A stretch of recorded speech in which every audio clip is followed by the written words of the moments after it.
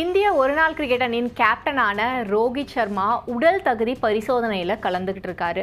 இதில் அவர் pass ஆனாரா fail ஆனாரா, அவர் வாங்கின mark என்ன, இதை பற்றி பிசிசிஐ சொல்கிற விஷயங்கள் என்னென்ன அப்படிங்கிறது தான் இந்த வீடியோவில் நம்ம பார்க்க இருக்கோம்.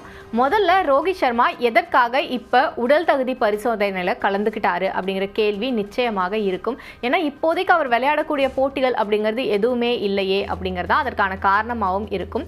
இதற்கு பின்னணியில் இருக்கிற மிக முக்கிய காரணம் என்ன அப்படின்னு பார்த்தோம்னா, ஆசிய கோப்பை கிரிக்கெட் தொடரில் பங்கேற்கக்கூடிய வீரர்கள் இம்மாதம் 4ஆம் தேதி அங்கே கிளம்பி போக போகிறாங்க துபாய்க்கு. அதற்கு முன்னாடி அந்த வீரர்கள் ஒவ்வொருத்தராக உடல் தகுதி பரிசோதனையில் கலந்துக்கிட்டு இருக்காங்க. துணை கேப்டனான சுப்மன் கில் ஆகட்டும், இந்தியாவோட நட்சத்திர வேகப்பந்து வீச்சாளரான ஜஸ்பிரீத் பும்ரா, பிரசித் கிருஷ்ணா, அதற்கு அப்புறமா பார்த்தோம் அப்படின்னா இன்னும் சில வீரர்களும் இதற்காக பெங்களூரு போயிருக்காங்க.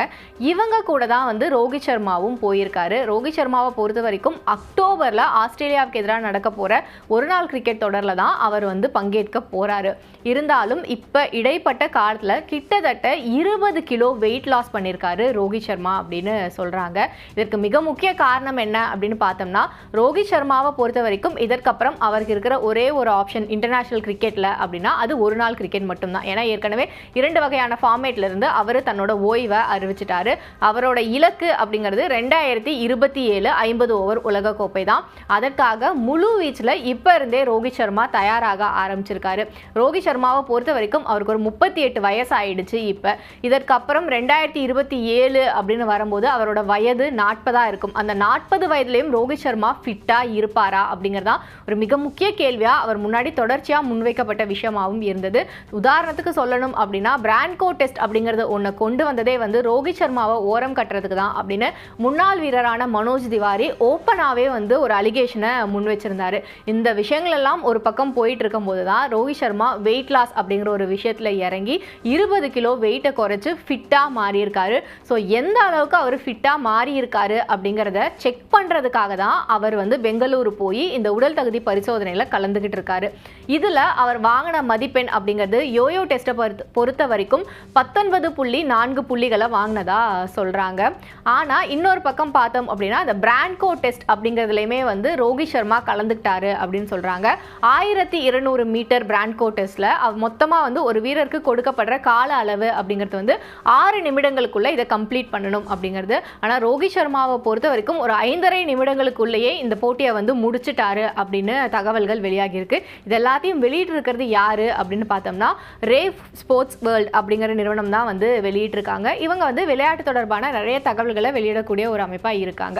ஸோ இவங்க வெளியிட்டிருக்கிற இந்த புள்ளி விவரங்கள் அப்போ ரோஹித் சர்மா இந்த டெஸ்ட்டில் பாஸ் பண்ணிட்டாரு அப்படிங்கிறத காட்டுது. ரோஹித் சர்மா மட்டும் இல்லை, அவர் கூட போயிருந்தாங்கல்ல இந்திய அணியோட வீரர்கள் சுப்மன் கில், பும்ரா, பிரசித் கிருஷ்ணா, இவங்க எல்லாருமே அவங்களுக்கான டெஸ்ட்டில் பாஸ் பண்ணியிருக்காங்க அப்படின்னு சொல்கிறாங்க. இதில் குறிப்பாக சொல்லணும் அப்படின்னா, பிரசித் கிருஷ்ணாவோட ஸ்கோர் தான் இவங்க எல்லார விடையுமே அதிகமாக இருந்தது. அதாவது அந்த அளவுக்கு பிரசித் கிருஷ்ணா ஃபிட்டாக இருக்காரு அப்படிங்கிற மாதிரியும் அந்த புள்ளி விவரத்தில் குறிப்பிடப்பட்டிருக்கு. இது இந்திய அணியை பொறுத்த வரைக்கும் ஒரு நற்செய்தி அப்படின்னு தான் பார்க்கப்படுது. ஏன்னா ஒரு பக்கம் பும்ரா காயத்திலிருந்து மீண்டு வந்திருக்காரு அப்படிங்கிறது நம்ம எல்லாருக்குமே தெரியும். பிரசித் கிருஷ்ணாவுமே அதே மாதிரியான ஒரு சூழலில் தான் இருந்திருக்காரு. இந்திய அணியோட துணை கேப்டனான சுப்மன் கில்லுமே நடுவில் ஒரு காயத்தின் காரணமாக அவரால் உள்ளூர் தொடரில் விளையாட முடியாத சூழல் அப்படிங்கிறது உருவாகி இருந்தது. ஸோ இவங்க எல்லாருமே இப்போ இந்த ஃபிட்னஸ் டெஸ்ட்டில் பாஸ் பண்ணியிருக்காங்க அப்படிங்கிறது அடுத்தடுத்து நடக்க போகிற தொடர்களில் இந்திய அணி வலுவாக இருப்பாங்க அப்படிங்கிறத உறுதி பண்ணியிருக்கு. ஆனால் இன்னொரு விஷயம் நம்ம பார்க்க வேண்டியது என்ன அப்படின்னு பார்த்தோம்னா, பிசிசிஐயோட விதிகளின்படி இந்த மாதிரி வீரர்களோட டெஸ்ட் விவரங்கள் எல்லாத்தையுமே யாராவது ஒரு தனிப்பட்ட அமைப்போ இல்லை வீரரோ வெளியிடுறது அப்படிங்கிறது அவங்களோட விதிகளுக்கு எதிரான ஒன்றா பார்க்கப்படுது. அந்த வகையில் பார்த்தோம் அப்படின்னா, வீரர்கள் இந்த விதிமீறலில் ஈடுபட்டாங்க அப்படின்னா அவங்களுக்கு கடுமையான தண்டனைகளும் விதிக்கப்படும் அப்படின்னு பிசிசிஐ சொல்லியிருக்காங்க. குறிப்பாக சொல்லணும் அப்படின்னா, பிசிசிஐயோட கான்ட்ராக்டில் இருக்கிற வீரர்களாக இருந்தால், அதாவது பிசிசிஐயோட அந்த A+A அந்த மாதிரி கிரேடு கொடுத்து வீரர்களை வச்சுருப்பாங்கல்ல, அந்த வீரர்களில் யாராவது ஒருத்தர் தங்களோட உடல் தகுதி சோதனையோட முடிவுகளை வெளியிட்டாங்க தனிப்பட்ட முறையில் அப்படின்னா அந்த கான்ட்ராக்டை கூட பிசிசிஐ கேப்டன்சியை கேன்சல் பண்ணிடுவாங்க அப்படிங்கிறது தான் ரூலாக இருக்குது. ஸோ அப்படி இருக்கும்போது வீரர்கள் தரப்புல இருந்து இந்த தரவுகள் வெளியாகி இருக்க வாய்ப்பே இல்லை அப்படின்னு சொல்கிறாங்க. அதே சமயம் பிசிசிஐ விரைவிலேயே இவங்களோட ஃபிட்னஸ்க்கான மார்க் என்ன வாங்கினாங்க அப்படிங்கிறத அதிகாரப்பூர்வமாக வெளியிடுவாங்க அப்படின்னும் சொல்லப்படுது. இன்னொரு மிக முக்கியமான விஷயம் என்ன அப்படின்னு பார்த்தோம்னா, ரோஹித் சர்மா இப்போ இந்த டெஸ்ட்டில் பாஸ் பண்ணிட்டாங்க அப்படின்னு சொல்கிறாங்கல்ல. இதற்கப்புறம் அதாவது அக்டோபரில் வந்துட்டு அவர் வந்து ஆஸ்திரேலியா ஏ அணிக்கு எதிராக சில போட்டிகள்லையும் விளையாடுறதுக்கு திட்டமிட்டிருக்காராம். ஸோ அதற்கு முன்னாடியும் ஒரு முறை வந்து மறுபடியும் அவரோட உடல் தகுதியை வந்து சோதனை பண்ணணும் அப்படிங்கிறது ரோஹித் சர்மாவோட எண்ண ஓட்டமாக இருக்கிறதா சொல்லப்படுது.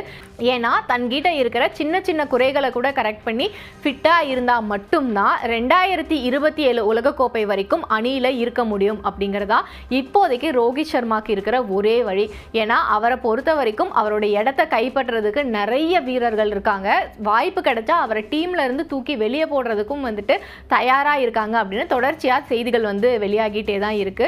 குறிப்பாக அவர் வந்து இந்திய அணியோட கேப்டனாக இருக்கிறது அப்படிங்கிறது வந்துட்டு இன்னும் எத்தனை நாட்களுக்கு இருக்கும் அப்படிங்கிறதே தெரியாது. ஏன்னா அவருக்கு அடுத்ததான் வந்து புது கேப்டனை சீக்கிரமாக கொண்டு வரணும், 2027 உலகக்கோப்பையை அந்த கேப்டன் தலைமையில தான் எதிர்கொள்ளணும் அப்படிங்கிற திட்டம்லாம் வந்து கௌதம் கம்பீருக்கு இருக்கிறதாகவும் சொல்லப்படுது. ஸோ இப்படிப்பட்ட சூழலில் தான் தன்னோட உடற்தகுதியை மேலும் மேலும் மெருகேற்றணும் அப்படிங்கிற விஷயத்தில் ரோஹித் சர்மா ரொம்பவே ஸ்ட்ரிக்டாக இருக்காரு அப்படின்னு அவர் தரப்புல இருந்து தகவல்கள் வெளியாகி இருக்கு.